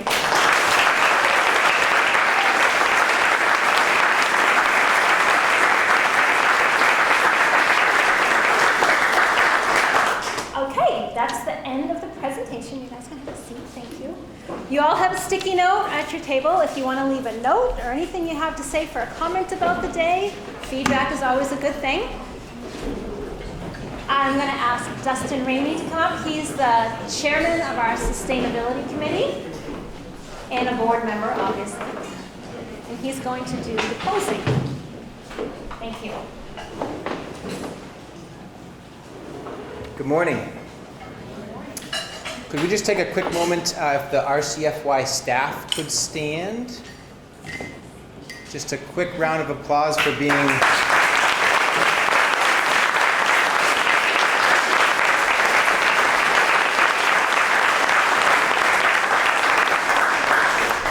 the heartbeat of what we do here and for putting this wonderful event together. Thank you. So I'd like to close by thanking all of you, not only for just being here today, but for your unwavering support to our organization and our community.